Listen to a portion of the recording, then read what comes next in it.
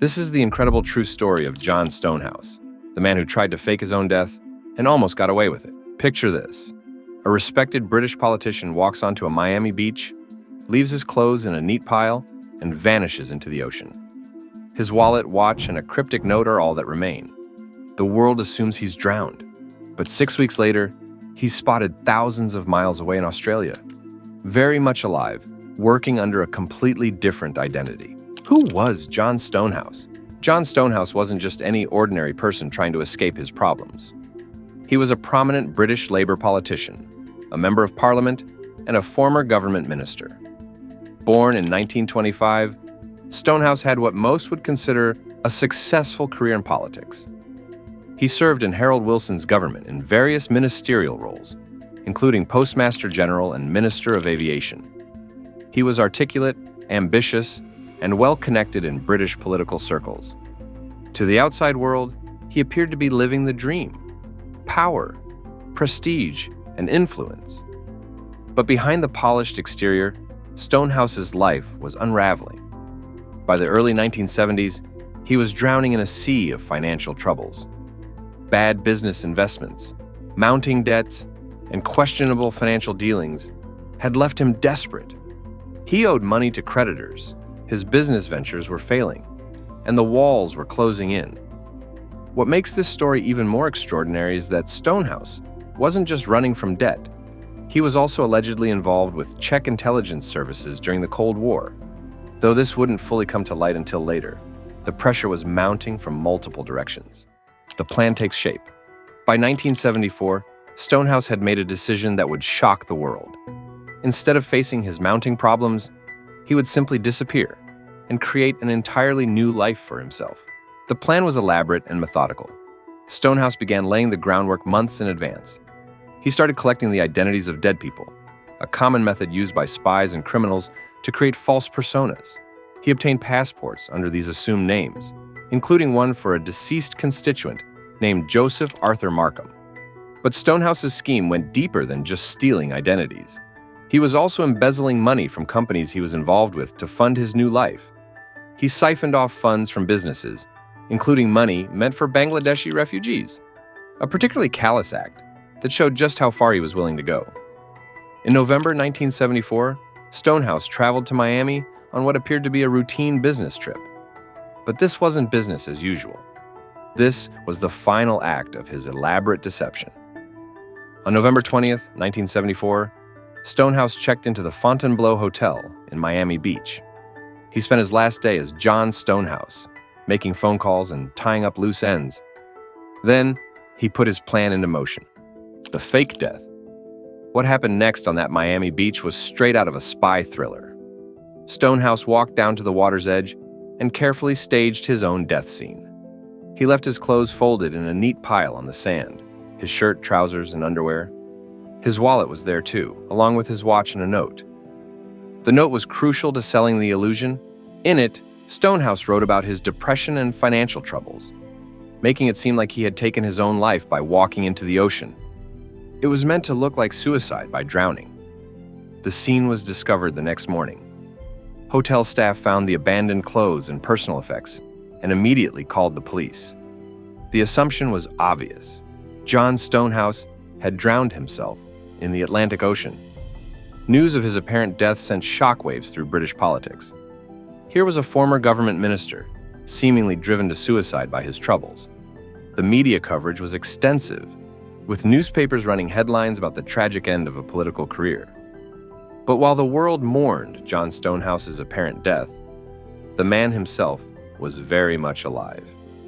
He had simply walked away from the beach, changed into new clothes, and headed to the airport with his fake passport as Joseph Markham. Within hours of drowning, he was on a plane to Australia, ready to start his new life as a dead man. For 6 weeks, John Stonehouse lived as a dead man.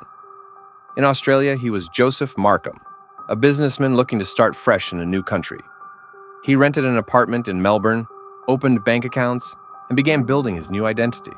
Stonehouse seemed to relish his new freedom. He was finally free from the debts, the political pressure, and the investigations that had been closing in on him back in Britain. He could walk down the street without being recognized, read his own obituaries in British newspapers, and watch as his widow dealt with the aftermath of his supposed death. But Stonehouse had made several critical errors. First, he had continued to use financial resources that could be traced back to his real identity. Second, he was still accessing bank accounts and making transactions that created a paper trail. Most importantly, he had underestimated the reach of international law enforcement and the suspicions his disappearance had raised. Back in Britain, not everyone was convinced that Stonehouse had actually drowned. The circumstances of his disappearance seemed too convenient, and investigators began to suspect that his death might not be what it appeared to be. The Department of Trade and Industry had been investigating Stonehouse's business dealings before his disappearance, and his convenient death right before potentially damaging revelations seemed suspicious. The unraveling. Stonehouse's downfall came through a case of mistaken identity that reads like dark comedy. Australian police had been keeping tabs on various suspicious individuals, including people they thought might be connected to espionage activities.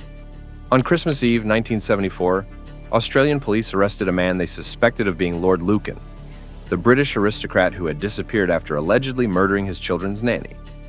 The man they arrested was, of course, John Stonehouse, living under his assumed identity as Joseph Markham.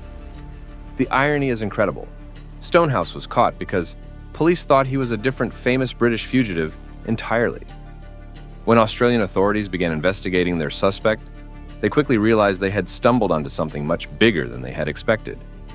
Fingerprints revealed the man's true identity, and the pieces of the puzzle began falling into place.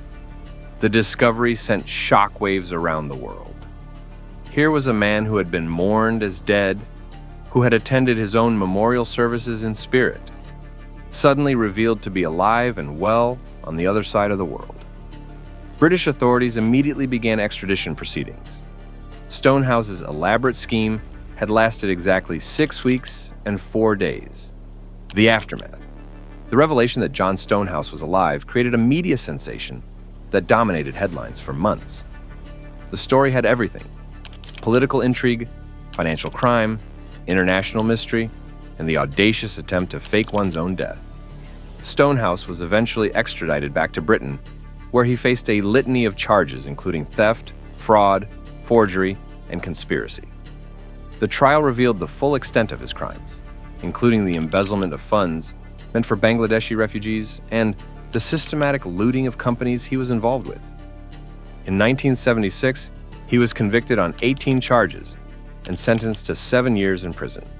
His political career was obviously over, and he was expelled from the Labour Party and resigned his parliamentary seat. But perhaps the most devastating consequence was personal. His wife, Barbara, who had genuinely mourned his death and struggled with the aftermath, was left to deal with the betrayal and humiliation. The man she had married and mourned had put her through unimaginable emotional trauma for his own selfish escape. Stonehouse served 3 years of his sentence before being released in 1979. He later wrote books about his experiences and even appeared on television, though he never seemed to fully grasp the magnitude of the pain he had caused others. Conclusion. John Stonehouse's story remains one of the most audacious and bizarre political scandals in British history. It's a tale that reveals the dangerous lengths people will go to when they feel trapped by their circumstances. His case also highlighted the sophistication required for modern disappearances and the difficulty of truly vanishing in an increasingly connected world. What seemed like an elaborate and foolproof plan unraveled through a combination of investigative work, international cooperation, and ultimately, sheer coincidence. The Stonehouse affair serves as a cautionary tale about the consequences of living beyond one's means, the dangers of corruption, and the impossibility of truly escaping one's past. In trying to become someone else, John Stonehouse lost everything that had made him who he was, and hurt countless innocent people in the process. Today, his name is synonymous with one of the most spectacular cases of faked death in modern history, a reminder that sometimes the most incredible stories are the ones that actually happened. Subscribe for more incredible true stories and comment who you want to learn about in the next one.